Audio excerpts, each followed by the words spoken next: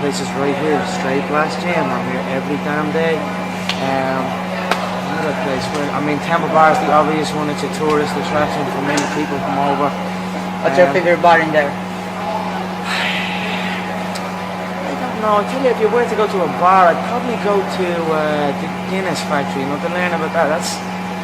That's the Guinness brewery is in Dublin City Centre, so that's a good place to go and visit. Me personally, I like Grafton Street. I like around the whole area. It's a really nice. Yeah.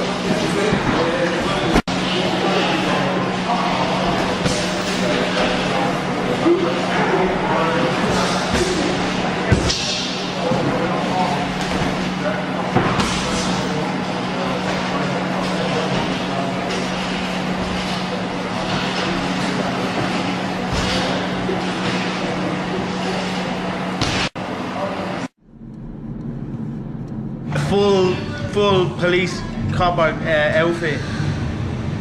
Pulled me in. I was like, I'm gonna get a ticket, or I'm gonna get brought to court or something. Fine.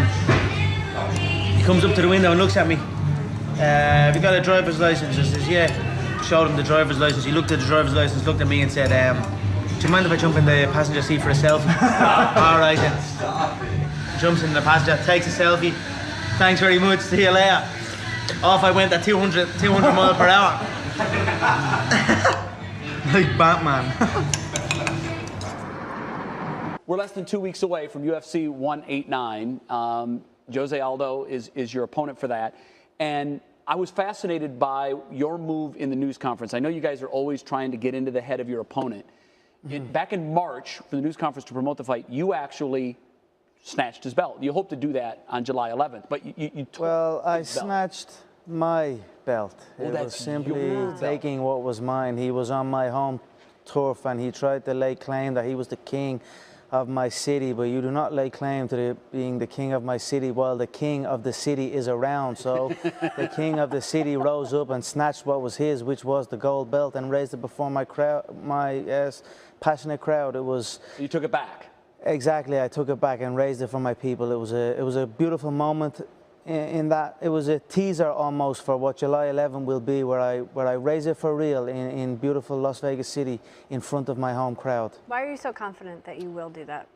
I don't know. I'm in a business where you must be confident. If you have any doubts, they will come back and play against you. So I am supremely confident, and as well I feel I'm confident in my work ethic, my approach to the game, my non-stop effort to get better as a martial artist. I don't feel that nobody else in the game is doing what I'm doing or is moving the way I am moving. Where's that come from, Conor? It just comes from years and years of practice on the mat, you know. I have had many fights inside the octagon, outside the octagon, in rings, on mats. I am an experienced veteran in the fight game, and through that and through a belief in my team and my ability, I have just gained a bulletproof confidence that cannot be stopped. Are you big on predictions? Do you usually make predictions before fights? And if so, how will it end on the 11th? I always make accurate predictions. I've predicted many contests. I've predicted my entire career. And, you know, I predict the future. So for me, I have already predicted this contest. I predict 4 minutes of the first round, he will be KO'd. First round? Wow. Yes, I feel that the power matched with the precision, he will not be able to take it. So 4 minutes. First round, he will be done. Coming off of an explosive press conference here in Torrance, California, here with Conor McGregor, and Conor, a lot of people have sat in that seat that Nate Diaz sat in today. How do you think he handled it? You said that people have shrank when they've been put in that McGregor bubble. How did Diaz respond to it? The same, and he can't, you know. I felt he shrank as well. You know, think maybe put it up a little bit better than many, but I still feel he shrank. He kept looking to Nick. I was almost talking to Nick more than I was talking to Nate, so. But whatever, this is nothing. The fight is March 5th, 10 days. I'm looking forward to it. And he made a pretty strong accusation Ridiculous, towards you. Absolutely ridiculous. Not even sure how Yeah. serious we should take it, how serious he meant it. Yeah, what no, I was don't your think he reaction did either. I mean, it's serious. It's absolutely ridiculous. The most tested fighter in 2015 I was on the roster, so I am very big against steroids. I have lambasted everyone that has been cut for steroids. Previous opponents have been cut, and I butchered them for everything they were worth for taking steroids. So, and then the fact that his two teammates took steroids and were cut. So, I pay no attention to it. It was ridiculous. Can you describe the level of disappointment that there is not another belt sitting on the other side of that podium today? Yeah, I mean, this is what, you know, I could see the picture, but again, a bruised foot is you don't want to fight with a bruised foot, no way. So it is what it is. What kind of injury would it take to keep Conor McGregor from a UFC fight? You know, there are true injuries. Let's get that right. There are true injuries that can hamper you, but I don't know. I've yet to find one. You know, I've yet to find one.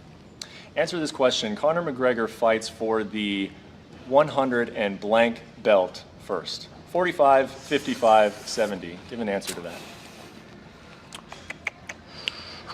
Well, I don't know. It doesn't matter. Conor McGregor fights, and that's it. That's all you need to know. That's all I need to know. The fans need to know, and that's all the UFC executives need to know. And that's why they high five each other every time. And as long as the real draw is still on the card. Well, you call yourself Mystic Mac. You've already given a prediction, first round knockout, but you go further than predictions. You describe the exact sequences that lead to them. Yeah. So what is going to happen on March 5th with Nate Diaz? He's a hit and pull fighter. He hits, pulls, and then plods as well. I just think he's too predictable in everything he does. He's in a set pattern, and he neglects other disciplines, and it's hampered them. It's hampered the Diaz brothers' progression as a martial artist. So I feel his body will be ripped to shreds. It's a soft frame. I feel the left uppercut will be a nice one. You know, the long range is an illusion. I feel my left uppercut will ping him clean. Are you excited to test yourself against bigger guys? You know, he mentioned size over and Yeah, over again at this press let's do conference. it. Is that something Let's you like do to it. do? This is martial arts. There is, in true warfare, weight is not an issue. So this is something I enjoy. I have fought bigger men before, so I look forward to it. Let's roll to the roads. Be careful now on that. What do you think this is, mother? Do it on the f***ing Yukon. You'll end up in that boot. I've never been in a Rolls. No? Ah, welcome. Welcome to the club. Tuck it in, look. Get that. I'm gonna come up to you tomorrow. Dude, I swear to God. I'm gonna come up to you tomorrow. You are the f***ing man. They're like a cardboard cutout of me in a fighting stance and the Irish flag draped over the balcony. That is f***ing crazy. I'm here on the West Coast. Like most fights, I usually come out maybe 2-3 weeks before. But every time I come back, it seems to be a little bit more crazy with the fans, you know. They treat me like I'm one of their own. And then I've been driving to the gym every day, and I drive past this guy's apartment, and it's like on the balcony he has like Irish flags and a cardboard cutout of me like sitting on his balcony. So now we're gonna go drop into him and see what he's about and meet one of the fans. Give me Mr. McGregor. What's up? Holy shit, man. How are you, bro? I'm good, how are you? This is awesome. I'm blown away by this, man. I drove by a couple of times and I was like, what the f? Yeah, I thought I was seeing things at first. Like, No, it's been up since your Max Holloway fight, man. I said no it. way. Are you looking forward to the fight next week? Oh yeah. Please, Yeah. you kidding me? I got my shirt, my wardrobe in there.